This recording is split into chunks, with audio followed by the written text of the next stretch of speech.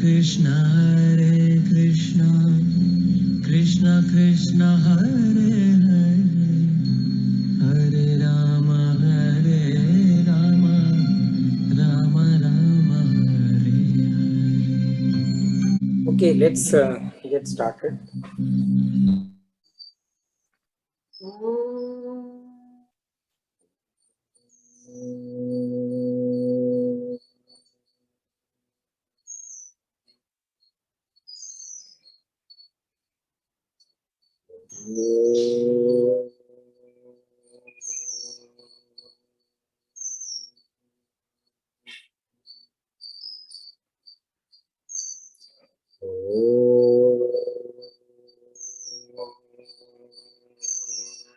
सहना भवतु नौ भुनक्तु सह वीर्यङ्करवावहै तेजस्विनावधीतमस्तु मा विद्विषावहै।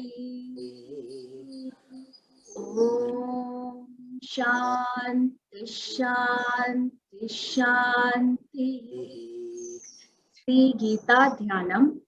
ॐ पार्थाय प्रतिबोधितां भगवता नारायणेन स्वयं व्यासेन ग्रथितां पुराणमुनिना मध्ये महाभारतम् अद्वैतामृतवर्षिणीं भगवतीं अष्टादशाध्यायिनीम् त्वामनुसन्दधामि भगवद्गीते भवद्वेषिणी।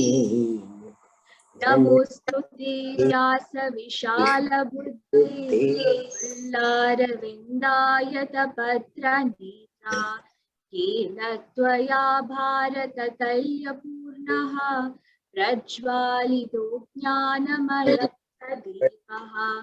प्रपन्नपारिजाताय भूतमैत्रेयपाणये ज्ञानमुद्राय कृष्णाय गीतामृतदुहे नमः।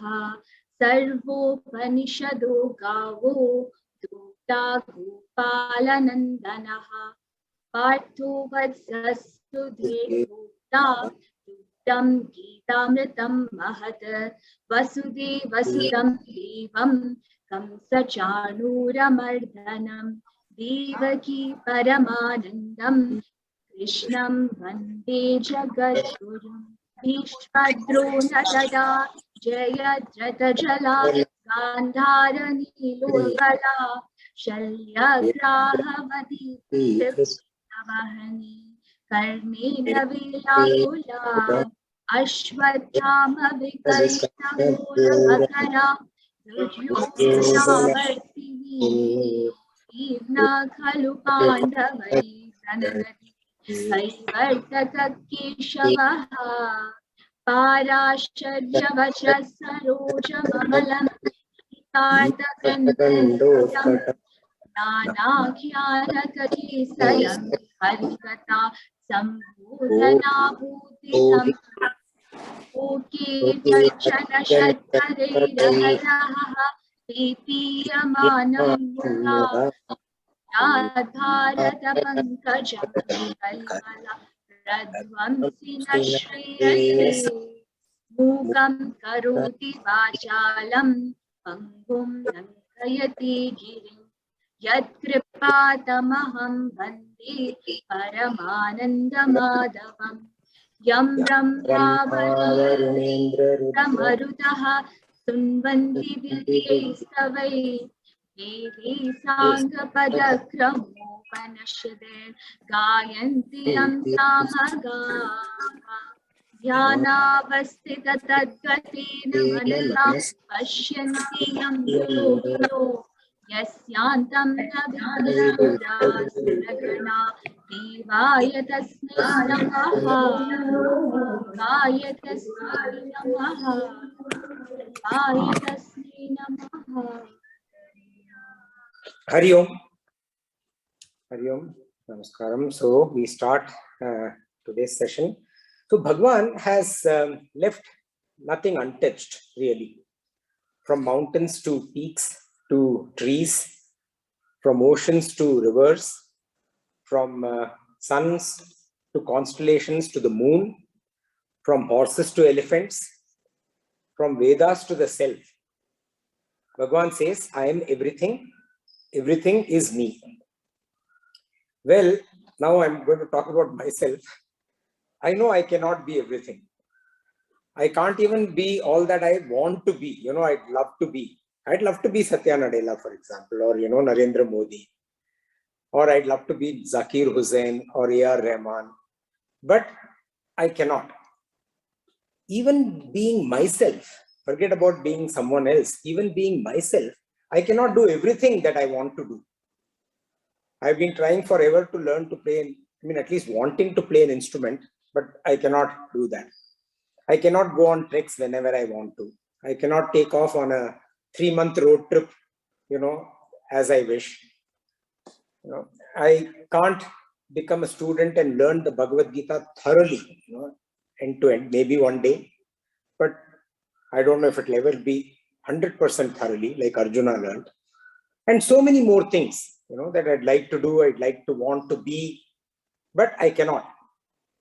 Then how can I ever be this iPad that I have in front of me, or this Zoom, or be a thermos, or a pencil, like with which I write, or an apple, or a mango?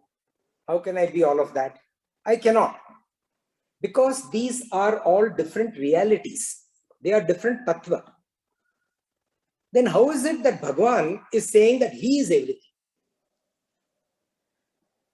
The reason for that is that he is the Antaratma for all. He is the Narayana for all aspects, all elements of creation. Now, I do not say that legs walk, hands are, when I drove down from Anjanagiri to Bangalore, hands are steering. Like I'm speaking now, the mouth is speaking, the vocal cords are rhyming. I don't say that. I say, I am driving, I am walking, I am speaking. That's what I say. These are my hands and legs. This is because my Atma is in them. That is why I am speaking. Similarly, the Paramatma is in everything. And that is how he is able to say, Aham Sarveshu, I am all. Sri Ramanujacharya says, this is the Sharira Atma Bhava Tattva. That truth that is behind the nature of the Atma in the Sharira. And that is how Bhagavan is able to say, I am all, and all is me. Let us see how he continues. Some more very interesting verses coming up. Anantaschasmi naganam Anantaschasmi naganam Varuno yadasamaham Varuno yadasamaham Pitranamadhyama jasmi Pitrunamaryama chasmi Yamasamyamatamaham Yamasamyamatamaham Anantaschasmi naganam Varuno yadasamaham Pitranamadhyama jasmi Yamasamyamatamaham. Anantaschasmi naganam. Among the Nagas, I am Anantasesha. Last verse, we talked about Sarpas. The Sarpas are single-hooded snakes. The Nagas are multi-hooded and they are non-poisonous. The Anantasesha is Lord Narayana's resting place.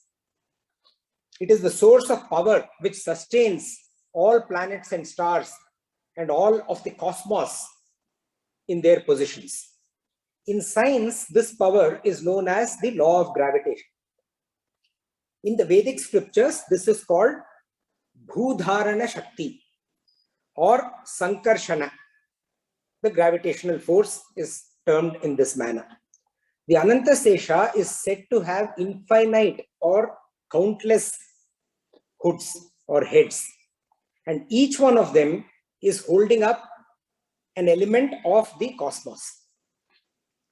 That is how our scriptures present the planets, the stars, all of these. Also referred to as Adi Sesha, or the first Sesha, the first Naga. It is said that with each breath of Narayana, the Naga, Adi Sesha, uncoils and coils. When Lord Narayana exhales out, the Nagasesha uncoils and all of creation takes place. When Narayana exhales in, Nagasesha coils and Anantasesha coils, and everything goes into Pralaya. Everything ceases, including the Brahmaloka. We have studied about all this earlier also. The Anantasesha is also depicted as a five-hooded snake, five-hooded Naga. And these five hoods represent the five elements of nature: the Akasha or space or ether, Vayu or air, the Tejas or fire, Agni, the Apaha or water, and Prithvi, earth. It is said that Lakshmana, Balarama, Patanjali, these are all avatars of the Anantasesha. Varuno Yadasamaham. Among aquatic creatures, I am Varuna. Varuna is the king of aquatic creatures. Varuna is also initially associated with the sky and then later on with water bodies.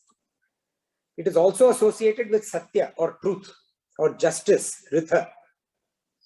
He is the god of all water bodies and his vehicle is the Makara.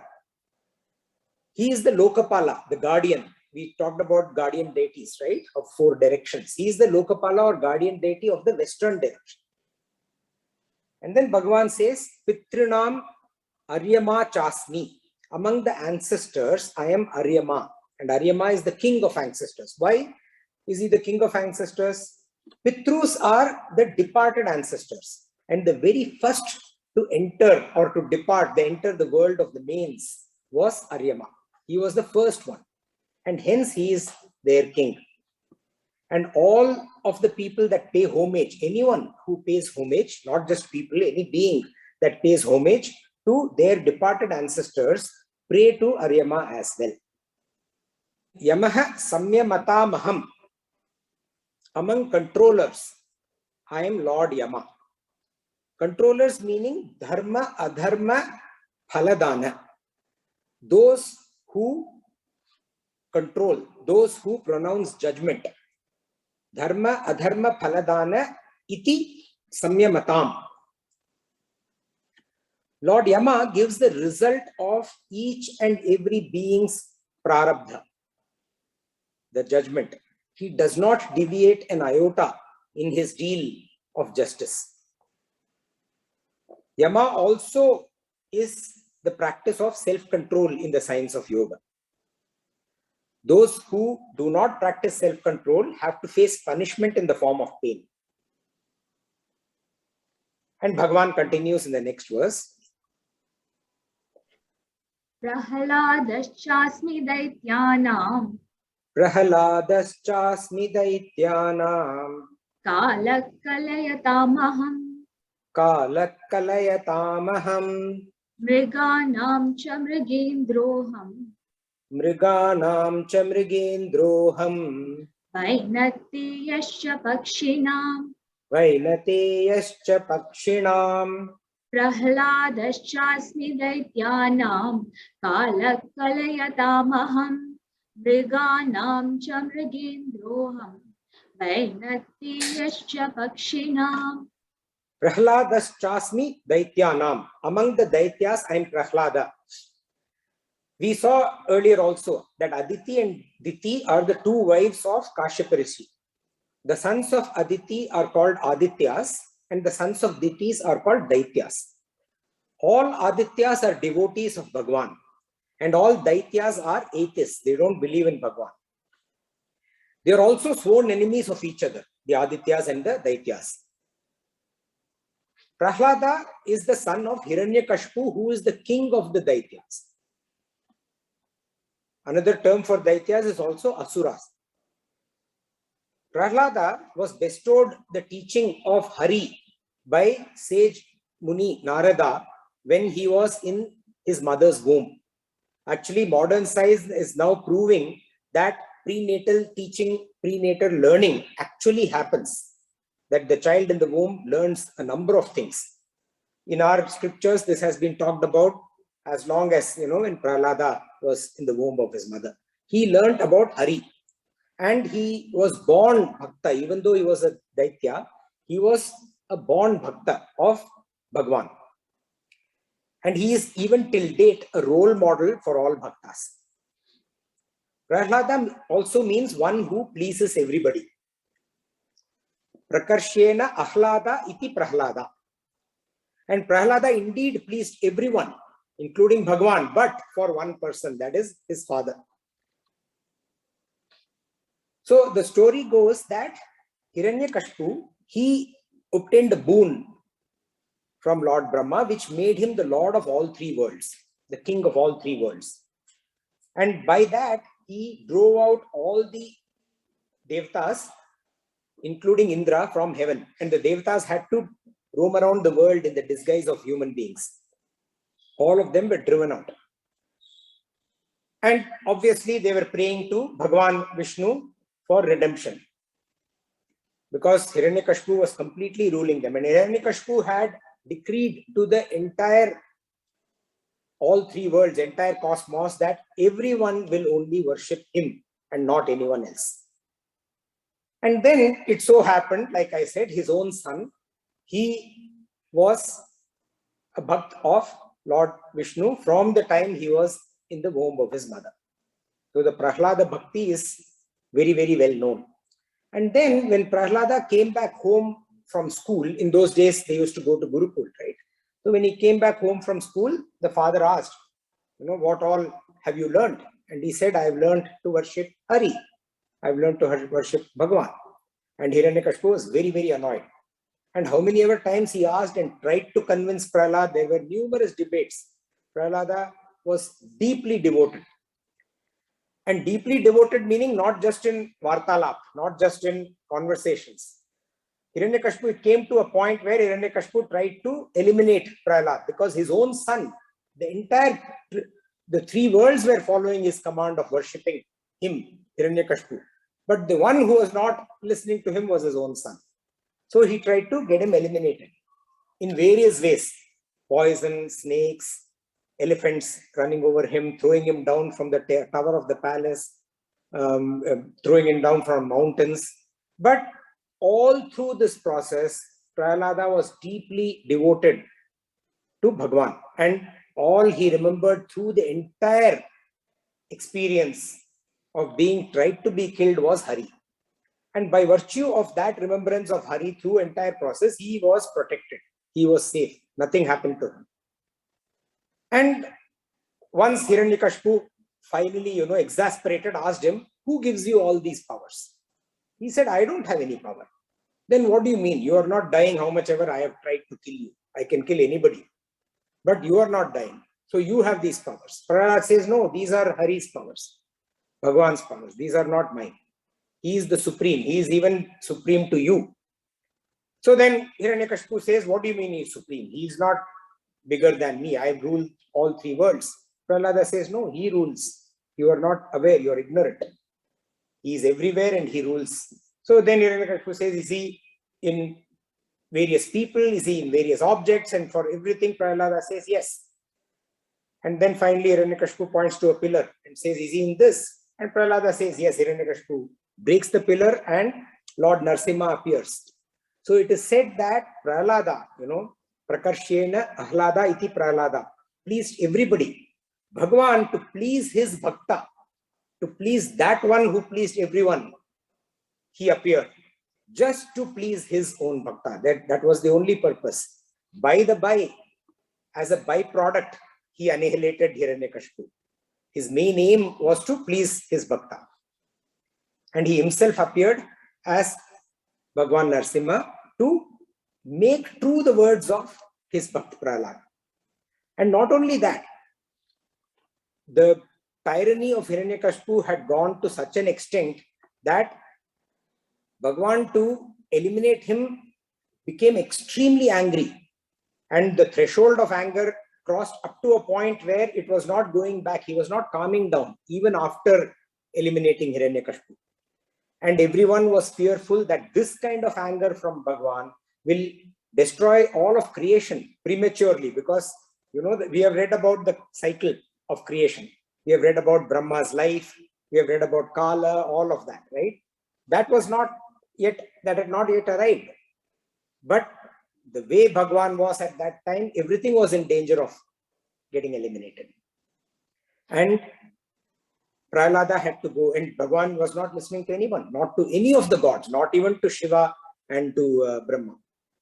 Ultimately, Prahlada had to ask him, Bhagwan, hey Bhagwan, please calm down. Like we will see in chapter 11, Arjuna will ask Bhagwan, thank you Bhagwan, you showed me your Rupa. Now you please become normal, it's scary. So similarly, Lord Narasimha's form was extremely scary, and Prahlada requested him, Hari, please return to your normal self, the pleasing Bhagwan that we all worship. And to please Prahlada, again, Bhagwan listened to him and came back to the ordinary self. So what a beautiful story of Bhagwan pleasing his bhakta, Bhagwan pleasing the one who pleases everybody. When you are a bhakt, you will end up pleasing everybody. When somebody is pleasing everyone, you can assume that that person is the bhakt of Bhagwan. By the way, my son, I'm not Hiranyakashipu, hopefully. My son's name is Prahlad. Yeah, he does please everyone. Kala kalayatam aham. Among the reckoners meaning those who count. Among them, I am Kala, time. Time is a great unfailing recorder of everything. Whatever appears gets recorded. Whatever is there, stays, gets recorded. Whatever disappears gets recorded. And all of this is recorded by time. Don't we say time will tell? That Kala, the greatest accountant of all time is time. And Bhagwan says, I am that Kala. Mriganam cha mrigendroham, vainateyascha pakshinam. Among beasts, I am their king, their lord. And among birds, I am Garuda. The king of beasts is the lion. We all know that. And it's the vehicle of the cosmic mother. The cosmic mother rides on a lion. While the son of Vinata is Garuda. That son of Vinata or Garuda is the vehicle of Sri Bhagavan Vishnu himself. And Bhagavan says, these are me. And then he continues. Pavana Pavatamasmi. Pavana Pavatamasmi. Rama Shastra Vratamaham. Rama Shastra Bhritamaham. Jashanam Makaraschasmi. Jashanam Makaraschasmi. Srotasamasmi Janavi. Srotasamasmi Janhavi. Pavana Pavatamasmi. Rama Shastra Vratamaham. Jashanam Makaraschasmi. Srotasamasmi Janavi. Pavana Pavatam Asmi. Among the purifying elements, I am Pavan, the wind. All four primary elements, the earth, water, fire, and air, all of them are purifiers. We all know that, they are all purifiers. Among them, air is all pervading. Pavan is all pervading. It is capable of purifying even the other three. That is the earth, the water, and fire also. Rama Shastra Bhritamaham. Among the wielders of weapon, the warriors, those who wield weapons, I am Rama. So Bhagavan remembers himself in the previous avatara. Any wielder of weapon must be extremely responsible. You can't have, like they say, right? You can't have your finger on the nuclear button and be irresponsible. I mean, like Hitler was most irresponsible. The wielder of weapon was prime example of one who had control of weapons, but was extremely irresponsible and caused so much devastation. Hitler, Mussolini. The responsibility must come with this kind of power. Sri Rama is known to be a perfect person in all aspects, as a son, as a husband, as a father, as a brother, as a friend, as a ruler, and as a warrior. One who is perfect in such a manner in everything must necessarily be the noblest in terms of the wielder of weapons. And Sri Rama had the deadliest of weapons.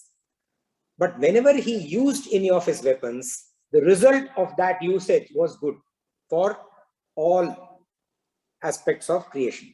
It was only good. Once in his battle with Ravana, Sri Rama sent Ravana back home to his palace. Because at that moment, Ravana was completely dilapidated. He had lost everything, including his chariot, weapons, and he was standing on the ground. Not only was he standing on the ground, he has also lost his energy, his strength, which means he can't even wrestle. That was the state of Ravana. And Rama says, and Kamban writes in his Kamban Ramayana in Tamil, Indru poi nalai va. Go back home today, come tomorrow. At that stage, it is said that the look in Ravana's face was like one who has taken an unrequittable debt, irrepayable debt. So Bhagavan was very responsible. If he had wished, he could have eliminated then and there. But very responsible usage of Shastra. Jashanam Makaras Chashmi. Among fishes, I am Makara. The Makara is thought to be a shark, but it is neither like a shark, nor a crocodile, nor a whale in some of the old pictures from our Puranas. It is a powerful looking aquatic creature that is depicted as the Vahana of Kamadeva. So we must assume that it is now extinct in this world. The fact that it was painted, it must have been there sometime, but now it is extinct.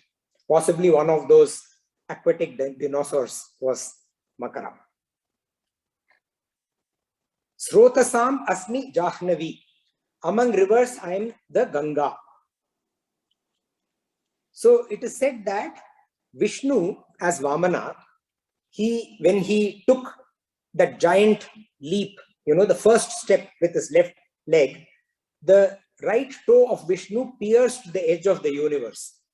And from that hole, that prick that pierced in the universe, Ganga emerged. And Ganga first touched Bhagavan Vishnu's foot. The very first thing that Ganga ever touched was Bhagavan Vishnu's foot. And hence, she is regarded as the purest of the pure. And because she touched, the first ever thing she ever touched was Bhagavan Vishnu's foot, she is regarded as one who can give mukti, one who can give sharanagati, one who can take anyone and everyone to Bhagavan's feet. It is said that once the Asuras in this situation, we talked about the Daityas and the Adityas, right? The Devatas and the Asuras fighting all the time. Sometimes the Asuras were on top, sometimes the Devas were on top. So it is said that once when the Devas were on top, the Asuras all ran and hid under the ocean. All of them. And, the Devas went to sage Agastya to get them out. And Agastya drank up all of the entire ocean to expose the Asuras. And they were defeated yet again. But then what happened? The Rishi had drunk up all of the waters in the ocean, which meant that creation was again in danger because you need water. So everyone was praying and Vishnu said, don't worry, everything will get okay in due course of time. And the story goes that Bhagirath, he did penance with the purpose of granting mukti to his ancestors. Now that is one more story. Okay, like I don't want to do like last time, to go on till 5:35 p.m. So I'll leave that story for some other time. But Bhagirath did penance to Lord Brahma. Because why? After coming into being and flowing through the feet of Lord Narayana, Ganga resided or stayed in Brahmaloka. So Bhagirath does penance to Lord Brahma to allow Ganga to come to earth so that he can get his ancestors purified. And Brahma finally grants the boon after a lot of penance. In fact, when you go to beyond Gangotri, you see Bhagirathi peaks, 3 peaks, Bhagirathi 1, 2, 3. And each one of them signifying the tapas, the penance that Bhagiratha had to do to bring. First, he had to pray to Lord Brahma, Bhagirathi 1, the peak. It's a beautiful, 3 fantastic. Maybe I'll share the picture of the peaks when I went there last time. And on one side, you see Mount Shivling, and on the other side, you see the 3 Bhagirathi peaks. So the first peak signifies his penance, tapas to Lord Brahma, to allow Ganga to flow down from Brahmaloka. And then she flows down. But suddenly, and Ganga, it is said that, as she's flowing down in her chanchal, happy mood, she thinks that I am going to blow through everything that comes on my path. And which means the first is the Bhuloka. And Bhuloka, I'll wash it away, go to Pataloka, wash that away. That's how she thinks. And then Bhagirathi is saying, oh my God, if she does that, then all that I've done is going to go to waste. So he does penance to Lord Shiva. And Lord Shiva, agrees after a lot of penance. He agrees to catch Ganga when she falls on the planet Earth. And that is where Mount Shivling I talked about, So that is the place where it is said that Lord Shiva caught Ganga in his hair locks. And Ganga came from Bhagwan Vishnu's foot. So initially, Bhagirathi 1, he came from Bhagwan Vishnu's foot to Brahmaloka to Bhagwan Shiva's hair or head, and from there, from his locks, she flows into the planet. And that is why she touches all 3, the Trinity of gods. And Bhagiratha had to pray to all 3 of them to permit Ganga to come. And now Jahnavi, right? So and then Bhagiratha, just to be sure that Ganga doesn't go berserk again, he says, oh Mata Gange, let me escort you. Let me take you. And then she agrees, and he is leading. When he is escorting Ganga, again, what Ganga does is she inundates the area where sage Jahnu was conducting a sacrifice, a yagya, a yaga. So she completely inundates it. And sage Jahnu Rishi, he gets annoyed with Ganga and swallows her up. Like Agastya swallowed up the ocean, Jahnu swallows up Ganga.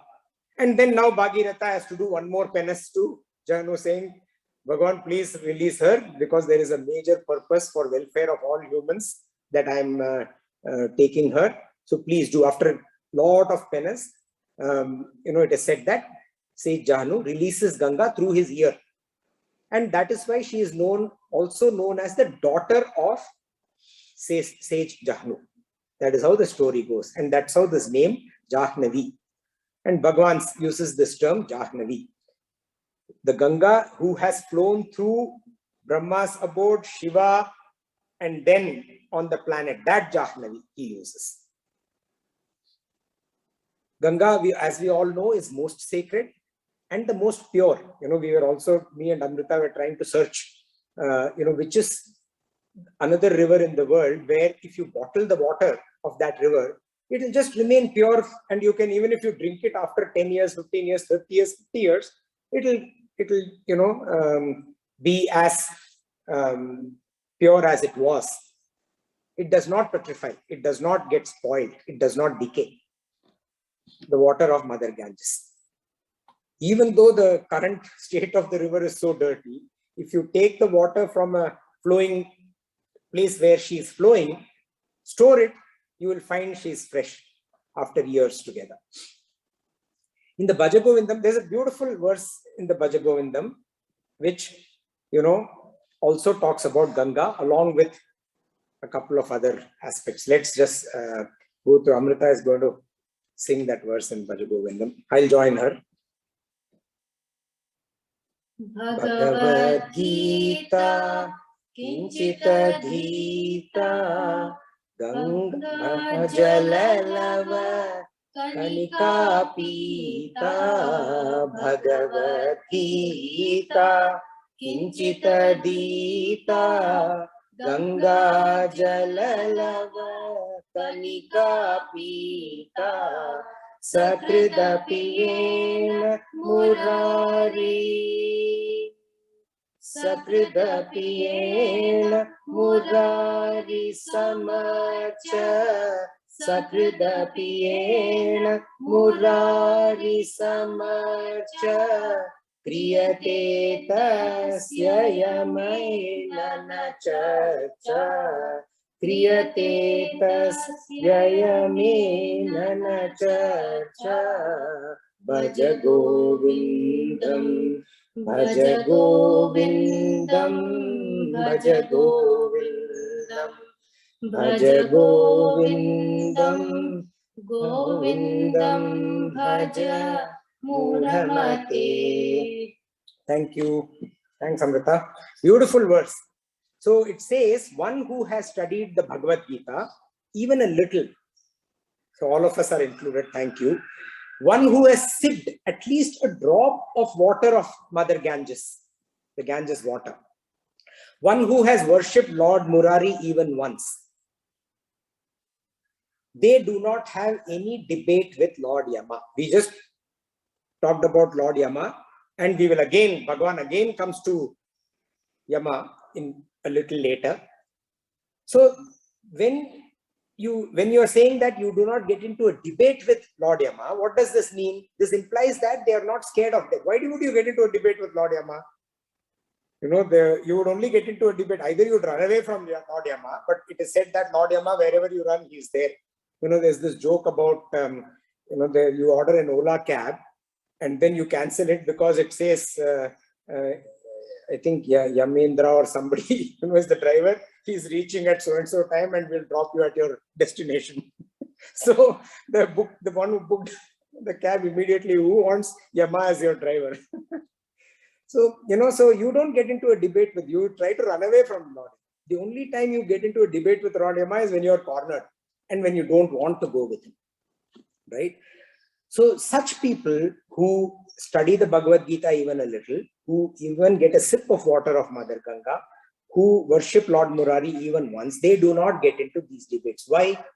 Because they have complete faith. And they have the aspect of Sharanagati, they surrender. When you have surrendered to the bigger cause of everything, the cause for all, then what is the debate with one of his representatives? And when death comes, it is with acceptance that they receive death.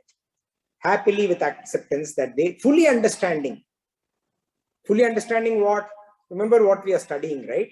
The first section about the knowledge of the self. So fully understanding the self. Second section about the knowledge of the Lord, fully understanding the Lord. And the third section about how do you attain the Lord. So fully understanding all of this, with full acceptance, without fear, they receive Lord Yama. So a beautiful verse there. And then Bhagavan continues. Sarga namadirantascha Sarga namadirantascha Madhyam chaivaham Arjuna Madhyam chaivaham Arjuna Adhyatma vidya vidyanam Adhyatma vidya vidyanam Vada pravadatamaham Vada pravadatamaham Sarga namadirantascha Madhyam chaivaham Arjuna Adhyatma vidya vidyanam Vada pravadatamaham. So Bhagavan is repeating here again. If any of you have noticed, Adi Madhyam Cha Anta Aham. He said that earlier in this chapter also. In verse 20, Bhagavan had said the same for Bhuta. Among all the Bhutanam, among all the Bhutas, the beings, I am the beginning, I am the middle, and I am the end. Here he is saying that he is the beginning, the middle, and the end of all elements of creation. All created elements, everything. There it was the beings, here it is the non-beings. Bhagavan says, Ahamiva. Ahamiva, I also. So that I, which is the beginning, middle, and end of the beings, that same I am also the beginning, middle, and end of the elements. And then he says, Adhyatma Vidya Vidyanam. Among all knowledge, among all of knowledge, whatever you can get to know, among all of that, I am the knowledge of the self. Adhyatma Vidya. Among all sciences, I am the science of spirituality. All other types of knowledge, they are extremely enriching. They are, but only up to a point in time. All of it takes us or keeps us in a dream. Either takes us to a dream or keeps us in a dream. Ultimately, anyway, we just talked about Yama, right? Ultimately, when death comes, what do? You just move on. So, in this Maya, it takes us to this Maya deeper and deeper, and it keeps us there in that Maya deeper and deeper. Every knowledge. But this knowledge, this Adhyatma Vidya, that takes us out of the dream. It brings us to a realm of awareness, a realm of being in the know, in the true know of who we are, why we are, how we are, what we are, and what will happen in future. This Atma Vidya. And this Atma Vidya removes all of ignorance. And then Bhagavan says, Vada Pravadatam Aham. Among Vada means debate, controversy. Among controversies, among debates, I am that which establishes the truth. It is said in the Nyaya Shastra that there are 3 kinds of debates. The first one is known as Jalpa. Jalpa means an argument where both parties are trying to assert their supremacy. So here it is, I am right and you are wrong. That is the kind of argument that's going on. I am right, you are wrong. So there is no regard for the other person's standpoint or viewpoint. The second type is Vitanda. Vitanda is basically, it has to show that the other person's viewpoint, the opponent's viewpoint is wrong. Right? God only knows, who cares rather. Your viewpoint is wrong, who cares what is right? And the third one is Vada. Vada is that which establishes the truth, where at the end of that discussion, both parties agree that this is the truth. And Bhagavan says that I am that. And he continues. Aksharanam akarosmi. Aksharanam akarosmi. Dvandvasamasika cha. Dvandvasamasika cha. Ahamevakshayat kalaha. Ahamevakshayat kalaha. Tataham vishvato mukhaha. Thataham vishvato mukhaha. Aksharanam akarosmi. Dvandvasamasika cha. Ahamevakshayat kalaha. Tataham vishvato mukhaha. Aksharanam akarosmi. Among all letters, I am the letter A. When the mouth opens, the sound that automatically comes out is A. To get any other sound out, like O or E, we have to modulate our mouth and modulate our vocal cord. The natural first sound, the primal sound that comes out is A, without doing anything, just by opening the mouth.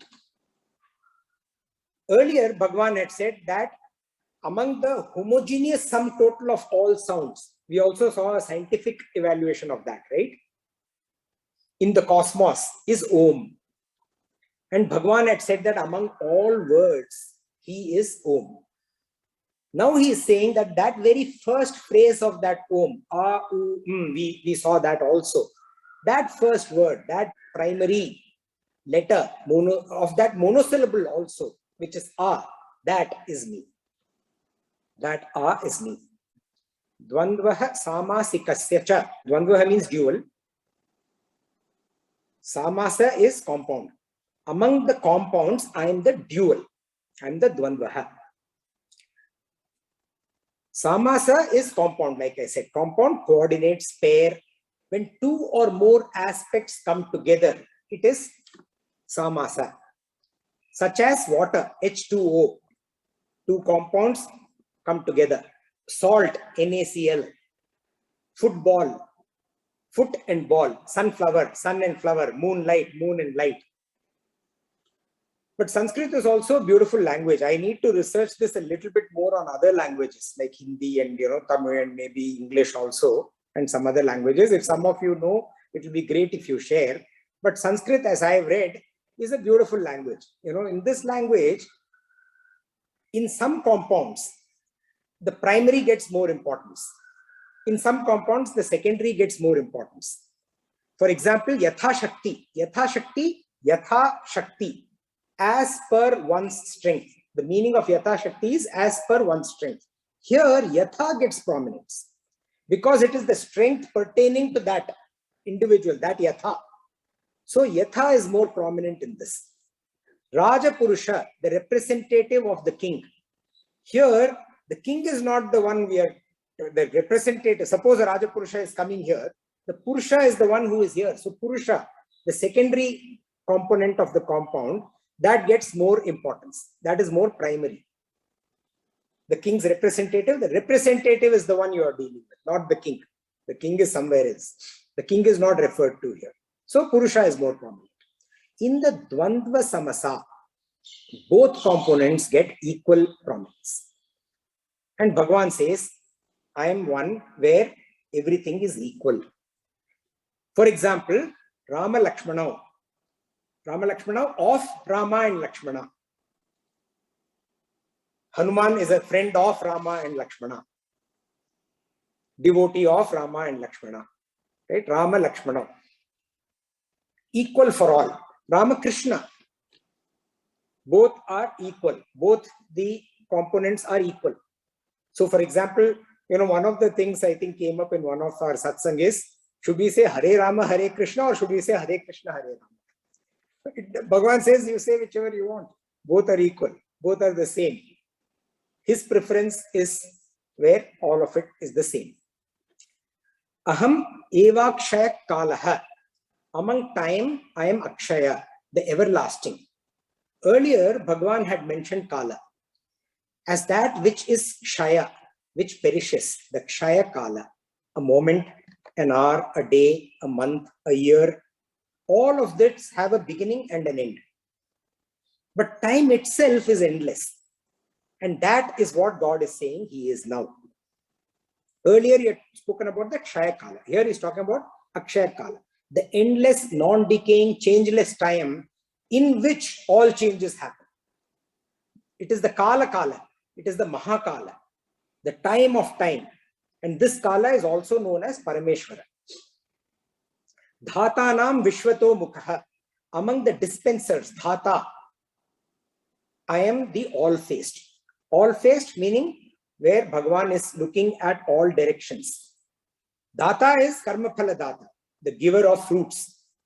And Vishwato Mukha refers to the all-knowing, all-watching dispenser of the fruits of actions. The Sarvato Mukha, the Sarvajnani.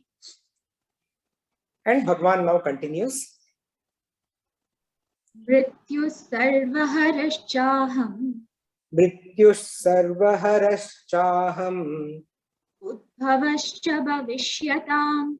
Udbhavascha bhavishyatam. Kirti shrirvacha narinam. Kirti shrivacha narinam. Vritirmedha dritishama. Vritirmedha dritishama.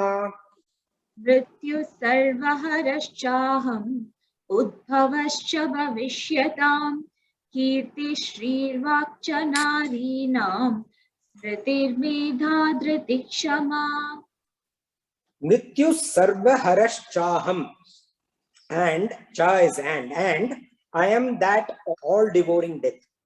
Earlier in verse 29, Bhagavan had said that he is Lord Yama, the controller, the one who gives result of prarabdha. He referred to Yama or death, the Lord of death in that sense. Here he is saying that he is the all-devouring death that takes everything. It takes Yama also. Mrityu of Mrityu, Yama of Yama, one who puts an end to everything. We spoke about that earlier also.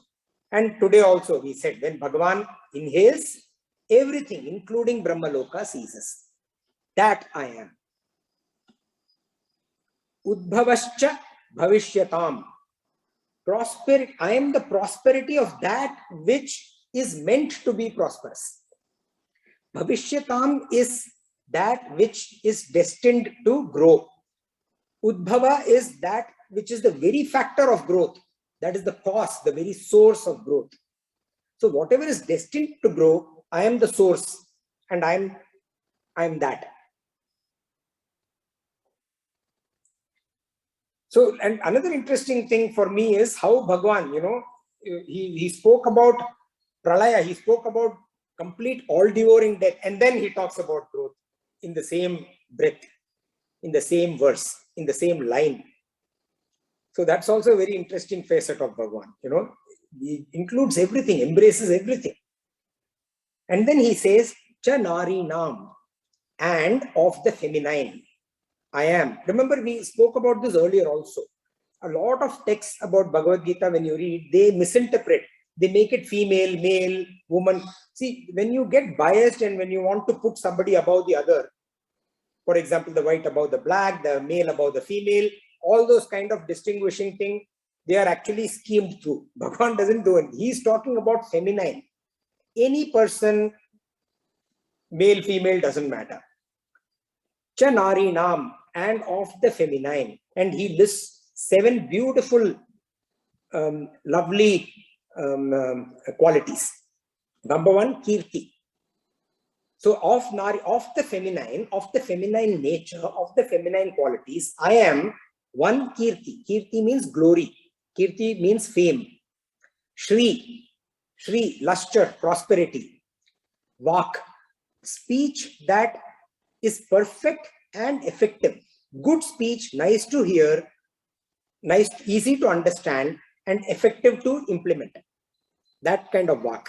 Smriti, memory as well as recall power. Not just like I used to say, I have great memory, but I just can't recall, from my stored memory. Stored memory is fantastic. Recalling power is weak. Smriti is memory as well as recalling power.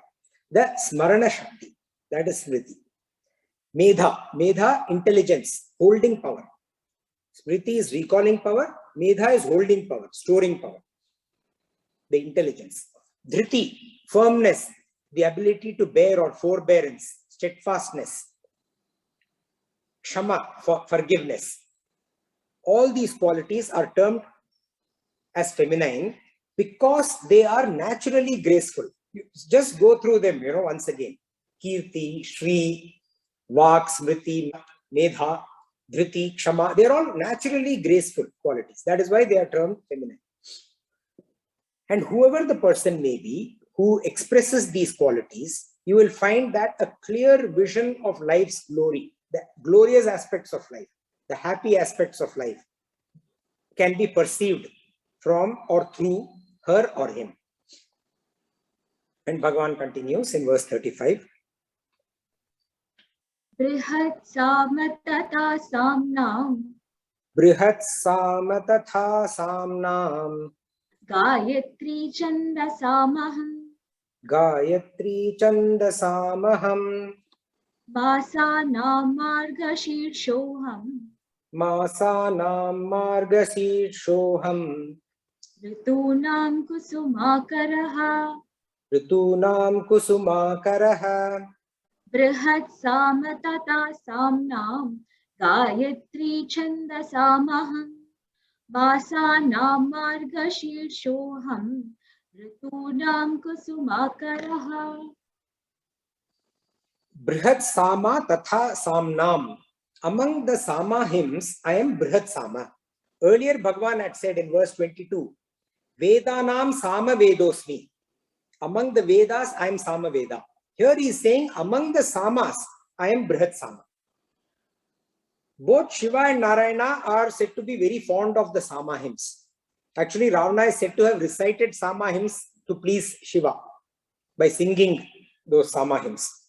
And it is said that the Atiratra is one of the Soma Yagyas, and it is performed in day and night, while all other Yagyas are performed, Soma Yagyas are performed only during day. Atiratra is performed at day and night. And it ends with the recitation of, or in the tune of the Brihat Sama. And it is also very sacred because it invokes the Vedic mantras that enable universal harmony. So here also Bhagavan is talking about the good elements. Gayatri Chandasam Aham. Among meters, I am Gayatri. Meters is a characteristic aspect of poetry, any kind of poetry.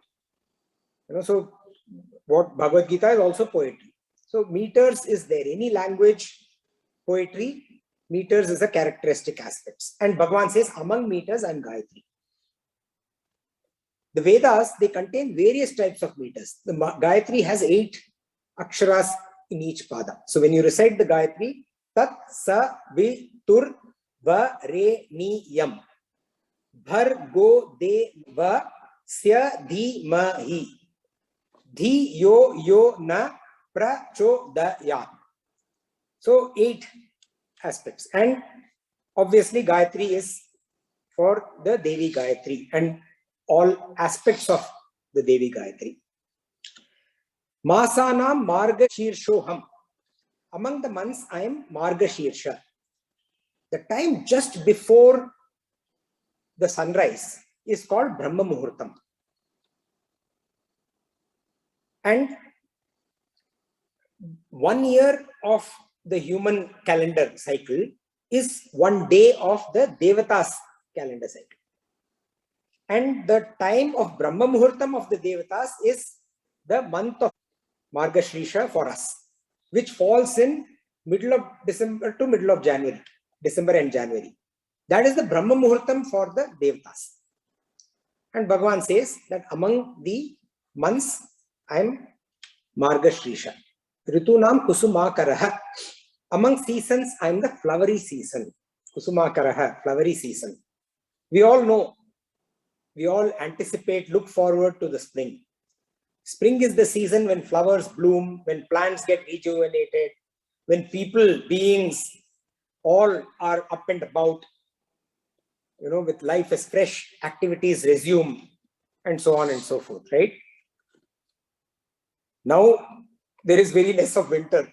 Almost, even this year, we also heard that even Canada didn't have any winter and saw extremely hot days. That's because of the ozone depletion and all of those kind of things. But spring season is the rejuvenating, refreshing season, which brings to life everything. And Bhagavan says, among seasons, I am that. So Bhagavan, what has he done? He has just picked the beautiful elements, the outstanding elements of everything. Bhagavan is everything. But he says, you pick the beautiful ones, the outstanding ones, and you see divinity in them. And slowly you will begin to see divinity in all. That is what he has done. Now Bhagavan will say that not only am I to be recognized in as divinity in the majestic, as divinity in the beautiful, as divinity in the charming, but also I should be recognized as the divine in the lowest of the low. That we will see in the next satsang. Thank you very much. Hari Om. Very happy to finish at 5. Repeat today's verses from 29 to 35 of chapter 10. Anantasyasmi naganam varuno yadasamah pitrnamaryamasasmi yamasam yamatamaham prahladasasmi daityanam kalakalayatamaham mriganam cha mrigendroham vainatiyasya pakshinam pavanappavatamasmi ramashastrabhritamaham jashanam makarashasmi utasamasmi Janavi Sarganamadirantashcha Madhyam Chaivaham Arjuna Adhyatma Vidya Vidyanam Vada Pravadatamaham Aksharanam Akarosmi Dvandvasamasika Sha Ahamevakshaya Kalaha Dataham Vishwatomukaha Mrityu Sarvaharashchaham Udbhavascha Bhavisyatam Kirti Shrirvakcha Narina Mritirmedha Dhritikshama Brihat Samatata Samnam Gayatri Chandasamaham Masana Margashishoham Ritunam Kusumagaraha. Thank you. Hari Om. Asato ma sadgamaya Tamaso ma jyotirgamaya Mrityorma amritam gamaya Om Namada Purnamidam Purnat Purnamudachyate Purnasya Purnamadaya Purnamevavashishyate Om Shanti Shanti Shanti Hari Om Shri Gurubhyo Namaha Hari Om. Hari Om. Thank you. Any thoughts, comments, questions? I do have a question, which I'm not sure if the question is right, because very often I hear this term, time is still, and that it is we that we are moving. I'm not sure if that is a right statement. But now that you mentioned, the ultimate time denotes Parameshwara in when you did Kal. So could this mean that time is permanent in that sense? And then I hope you understood what I'm trying to tell you. Yes, yes. Everlasting. I wouldn't use the word. I wouldn't use the word permanent. Maybe even permanent is everlasting. Yes, everlasting till Brahmaloka. You know that, and then time starts again. The cycle of time starts again. Have you heard that statement saying time is still and we are the ones that are moving? Have you ever heard that one? Yes. So in that sense, time is everlasting. Yes, yes, that's right. Yeah. See, time is the under the umbrella of the everlasting time. All other smaller aspects of time are going on and on. So that is why we say time is still. Okay. That's right. Yeah. Okay. It's been a doubt for quite some time. So anyway, I tried this. We don't have any more questions. This class was basically on telling us about the various things. There is no doubt, but basically here, I think in these verses, for me at least. Thanks, it was very interesting.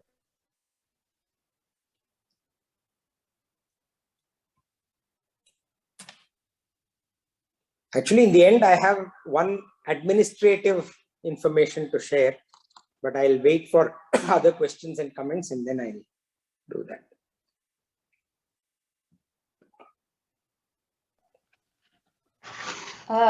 Srini, hi, Hari Om. Hari Om, Bindu. Hari Om. So I was actually beginning to have a question when you were saying like, no, Bhagavan is saying, I am the A of the Om, I am the this of a set, right? So I was wondering, why is he saying that, isn't he like everything? He's not just that, right? He's everywhere. Like, then immediately you answered the question, like you start with the best and then you inculcate that habit of appreciating him in everything. So, it's got cleared that way. I was just wondering, it's just a comment, not a question, sir. Right. Actually, my request to all of you is, by chance, if you miss a satsang, please do listen to the recording. That's my request. Because actually, Bhagavan says that I am going to cover the highlights, in the beginning of this chapter itself. Oh, okay. I cannot tell you everything because my nature is there is no limit. We can talk endlessly about my nature. So I will touch upon the highlights, which will then enable you to see me everywhere. That is what, Oh, okay. that is how we I think- start. Yeah, I think I missed it then. Yeah. Yeah, it's actually quite beautiful. And it does work. I've experienced that.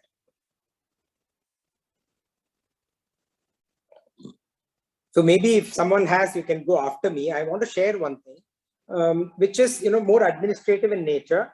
I talked about, I'm not able to do anything or everything that I want to. One of the things that I mentioned was the 3-month road trip. I'm actually planning to take a road trip.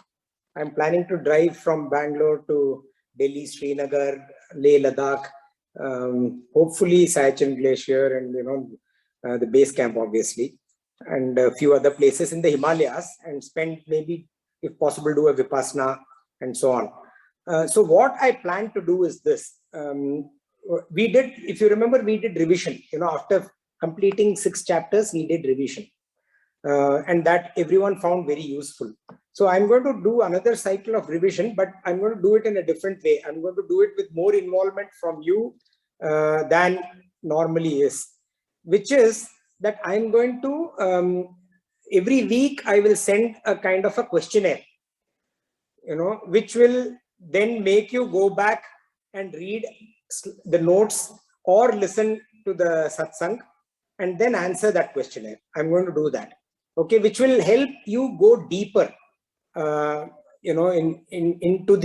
into what we have done till now. So I'm going to do that, and you tell me how comfortable you feel sharing your question. It's for you. You do it the way you want to. It will be ideal if you share, at least with me. If you're happy to share in the group, you can share in the group, or at least with me your answered questionnaire. You at least privately with me, if you share it, it will be good. And by chance, if I'm in the hills and I'm not getting signal, then either Sarika or Upasana will send the questionnaire. So I'll make sure that I prepare well in advance and give it to them, if there is a chance of being out of connection. So that is what I'm planning to do. And if there is a satsang when we are all going to meet, I will separately announce that, for that week, that I'll separately announce. But this is what I'm planning to do, and we'll cover up to chapter 1 to 10 in this format, and then we'll resume again. That's the plan that I have. You're all free to send me your thoughts or comments on what you think about this, but I'm very confident because I've done it this way. In fact, in the course that I did and other courses that I've done through Chinmaya Mission, you are not considered to have completed the course unless you get specific number of marks in the questionnaire. So it's a must, it's a compulsory thing. I'm not imposing it, but I encourage, because it will help you dive in a little bit more in your own time. Anything else? Any other?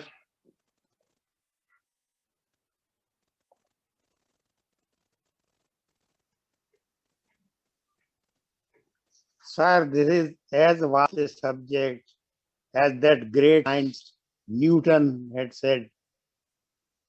Infinite ocean of learning, of knowledge is flowing before me, and I'm only holding a small pebble on the shore.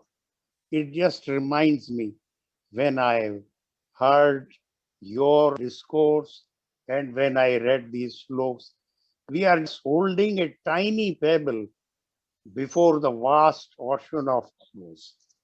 That's how I give reaction. Yes, absolutely, sir. I think I was just thinking as you were saying that, was it Newton or Einstein who said that? It is Sir, Newton. It's Newton. It's Newton. He says, I feel like He saw collecting seashells on a seashore, Oh yeah, the seashells on a seashore is Newton. Yes. But this is also Newton. Yes, absolutely. You're so right.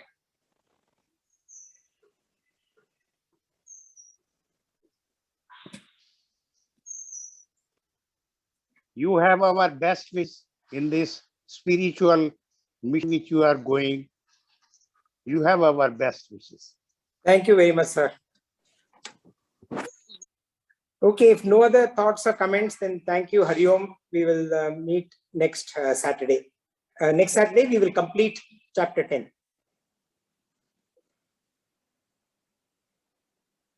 Hari Om. Thank you all.